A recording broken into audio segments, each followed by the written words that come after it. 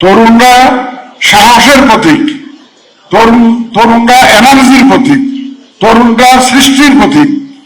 তোমাদের যে ক্রিয়েটিভিটি, তোমাদের যে আইডিয়াস, তোমাদের যে এনার্জি, এইটা ছাড়া দেশ গড়া সম্ভবপর নয়। এবং তোমাদের এইগুলো যখন আমি ভাবি, আমাদের বিশাল তরুণ জনগোষ্ঠী রয়েছে, এটা আমাকে উৎসাহিত করে বাংলাদেশের ফিউচার সম্পর্কে নিশ্চিত হতে। এখন আমি আমার ড্রাফটেড স্পিচটা একটু পড়তে চাই, যেটা সবার জন্য নিয়ে আসছিলাম, এটুকু বাংলায় বললাম। একটু বলে রাখি আমার সাংবাদিক ভাইদের জন্য, এই নির্বাচনটা আমি বলে থাকি এটা একটা ঐতিহাসিক নির্বাচন। কেন ঐতিহাসিক? এই প্রথমবারের মতো আমরা পোস্টাল ব্যালটের মাধ্যমে আমাদের প্রবাসী বাংলাদেশিদেরকে ভোটের আওতায় এনেছি, গত 54 বছর হয় নাই।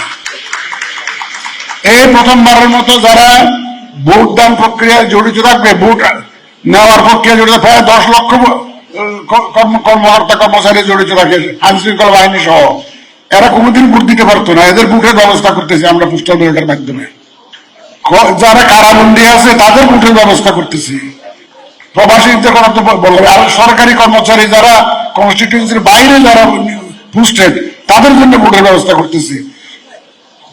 সর্বোপরি এইবার একটা গণভোট কিন্তু একসাথে একই দিনে করতে হবে।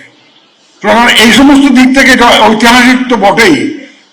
আমরা যে সাহস করে নেমে পড়েছি, এই আমাদের এই সাহসী পদক্ষেপ এর সাথে তোমাদের যদি অংশগ্রহণ যদি থাকে, ইনশাল্লাহ আমরা সাকসেসফুল হব to deliver a free, fair and credible election. ইনশাল্লাহ এটা আমরা একসাথে মিলেই করব। ইলেকশন কমিশনের একার পক্ষে সম্ভব নয়, সবাইকে নিয়ে আমরা এটা করবো।